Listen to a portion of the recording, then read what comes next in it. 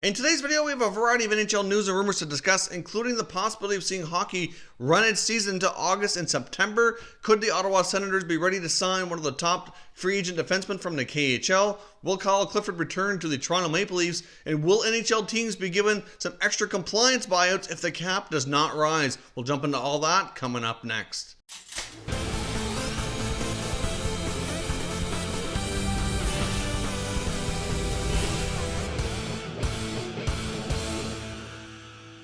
So welcome back to another video here at Top Shelf Hockey. As I mentioned today, we have a variety of news and rumors to discuss here today, and I want to kick things off with the possibility of the Toronto Maple Leafs bringing back forward Kyle Clifford on a new contract for the next coming season. Now, of course, Kyle Clifford was a trade deadline acquisition along with goaltender Jack Campbell. Of course, they were acquired just a little bit ahead of the NHL trade deadline. Both seem to fit in quite well with the Leafs, and I do think, based on everything we've seen so far, there's a pretty good possibility here that Kyle Clifford will sign a new contract and remain with the Maple Leafs, even though he is technically going to be an unrestricted free agent once this offseason officially kicks in. Now, I've seen reports indicating that there is mutual interest between the Maple Leafs and Clifford on a new deal, which doesn't surprise me. Of course, there is quite a bit of history between Clifford and Kyle Dubas. Dubas apparently was very interested in acquiring Clifford for a long time. Kyle Dubas at one point was a player agent before he was a GM. And Kyle Clifford was his very first client. There's a connection there from their junior days as well when Kyle Dubas worked in the OHL. These two have been connected for a long period of time, and I know he really likes the way Clifford plays and the edge and physicality that he brings to the team, so it would not be any surprise at all if they work out some kind of mutually, team-friendly deal to keep Clifford in the fold. I would imagine veteran Jason Spezza very likely returns as well. They could probably bring those two guys back. Maybe not quite league minimum deals, but not a whole lot more above that to give the team flexibility to bring back and sign other players that are needed as well to fill up the roster. But all reports indicate so far that there's a lot of mutual interest on a new deal, and that Kyle Clifford likely does return to the Leafs for the coming season. Now, as I mentioned as well, there's a strong possibility we could see NHL hockey all the way into August and September. We've seen TSN insider Darren Trigger report today that there is a possibility of that happening. There has been ongoing meetings between the NHL and PA discussing a variety of scenarios, and the NHL did have another conference call type meeting as well, and they did include somebody who's very familiar with what's going on with the coronavirus in New York, one of the top doctors, to kind of give some updates on what to expect in the future, lay it all out, as grim as it might be right now, but there is some possibility that if it does take longer than a few more weeks, which is very likely to take place here, that they could resume hockey maybe around July or August and play right into September. And to back that up, there's been other reports as well that NHL GMs have been told to go back and find availability for their buildings into August as well. So it certainly makes sense that we could end up having a Stanley Cup playoff tournament sometime mid to late summer. And obviously the big question is, if it stretches all the way to September, what does that mean for next season? Because the NHL has stated on numerous occasions that they're committed to having a regular full 82 game schedule for next year, that they don't want to have that interrupted.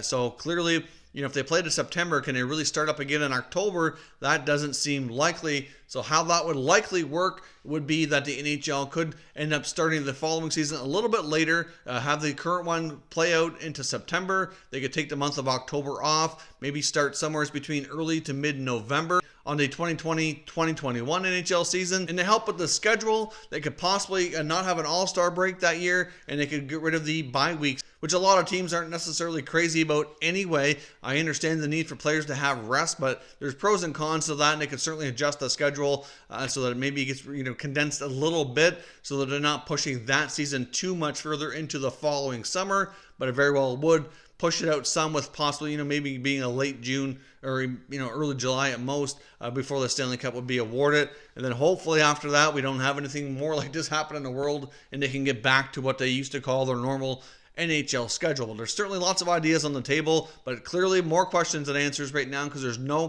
clear-cut timeline as of right now, and it will be a while before we have one, before they can really consider resuming playing the game safely, and especially with fans in attendance at their arenas. It's really too early to say. So hopefully we see how that works out here in the future, but for right now, the possibility does exist of a really solid tournament taking place mid to late summer. One of the top defensemen in the KHL, Artyom Zub, is reportedly close to signing an NHL contract, or will be once he's available. And the Ottawa Senators are expected to be the leading contender. There is reports saying that he has it down to two teams. I'm not quite clear who the second team is and exactly when this contract could be signed. Now, the KHL just announced that they're not proceeding any further with their playoffs, and their season is now considered canceled and over. So obviously players that were in their final year of deals are technically free agents, but as we've seen before with a KHL type deal, there's a lot of strict rules on when they can officially sign and whatnot, so it's not clear if that now that the season's over, if they're technically able to do so now, or if they have to wait a little bit further into April or whatnot. So we'll have to wait and see on that. But Zub was one of the better defensive defensemen in the KHL, led the league in plus minus, and I know there's a lot of variety of opinions out there on the plus minus stat, but either way, the fact that he was solid in it certainly does pose some positive things for sure. Zub did play for Russia at the 2018 Olympics and won the gold medal in the hockey tournament there. Of course, that tournament did not feature NHL players, but many Russian players playing in the KHL did attend that tournament for their country. So obviously the Russians did have a bit of an advantage that way, whereas a lot of the other countries' top players were playing in the NHL and unable to attend. But he's known as a solid defensive defenseman. He's 6'2", close to 200 pounds. So either way, he should have some potential at the NHL. Still young enough that he could get some good prime years in there as well. So we will see when we have an announcement on where he's going to be signing, and if we can get any more information on who that second team might be, we'll let you know here in a future video. Now, the other thing I want to talk about today is the potential of the NHL granting their NHL teams some compliance buyouts. Now, we saw a similar situation after the 2012-13 lockout season where the salary cap remained flat going into the following year once NHL hockey resumed, which is a strong possibility that we could see that again. I know there was talk about the salary cap increasing as high as $88 million, somewhere around 84, 85, maybe on the lower end, but with everything that's gone on now, the league being suspended and shut down, they're losing tons of money every day. There's every game that can't be played. There's obviously lots of revenue that's lost, and it's going to greatly impact the salary cap. Now, as I mentioned just a few minutes ago, what they do in the summertime, and if they can get a playoff tournament underway, will also have a major impact on this because they could possibly recoup some of that money that they're losing now. And I guess this will have to probably be answered for sure at a later date. But the strong possibility does exist that the salary cap could either drop or stay the same. And I would think that more than likely the NHL and the PA would likely work out an agreement that it would stay flat rather than drop, and they would be granted some compliance buyouts like they did back about 7-8 years ago when this kind of situation arose before. Now, how it worked then is they were given 2 compliance buyouts. The salary cap was only impacted for the first year of the buyout. It didn't matter how long the term was. We saw some longer term deals with big time money attached get bought out, like Vincent Lecavalier, Rick DiPietro, Brad Richards. There's a few examples there. They had a lot of term left on their contracts, but it only impacted the team's cap for the first year and not afterwards. So there's not the long-term implications that you might get. They were also granted an accelerated buyout that they could do right away, but obviously there was some rules attached to that it had to be at least $3 million deal, and there were some other rules around it as well. I can't quite remember all the fine details, but either way, the NHL could go down this route again, and if they do, there's certainly a few players that come to mind that NHL teams could get out of their contracts that would greatly impact their overall cap situation, like Louis Eriksson of the Canucks is a big one that comes to mind. Maybe Brent Seabrook in Chicago, but of course there are some questions around his health, and if he's not healthy and recovered from the surgeries he's had, that might prove difficult or might not be a possibility.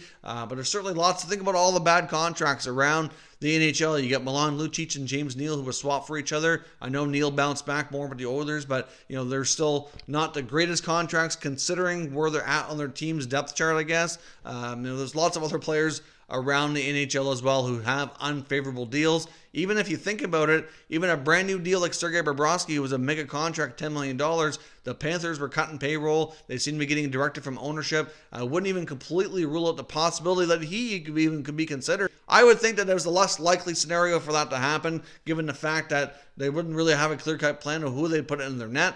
But, still, if they have a long-term deal with big money attached and you only have to worry about 1 year on your salary cap hit, it certainly does increase the likelihood that teams will go down that road. Now, the players still get paid just like they would on a regular buyout over a stretched period of time, except this doesn't have the long-term implications on the cap. So either way, teams still have to pay out a chunk of the money, so they're still going to be careful and not going to be going crazy here with some of these deals. But there's still lots of players who could be at risk of being bought out should that actually take place, which I do feel is a strong possibility. So if that were to happen, and the NHL were to give teams an extra couple compliance buyouts, who do you think would be the most likely targets that teams would be looking to move off their rosters and free up the space? Let me know down in the comments, and we'll continue the conversation. If you're new to the channel, consider subscribing and turning on your notifications so you don't miss any future content, and give this video a thumbs up if you did.